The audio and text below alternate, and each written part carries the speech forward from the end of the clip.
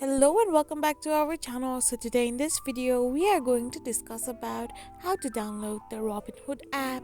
So without wasting much of our time, let's get straight into the video. First and foremost, all you need to do is simply tap open your Play Store and then on the search bar simply type in Robinhood. So once you type in Robinhood, you can find different applications under it. So amongst it, simply tap on Robinhood Crypto.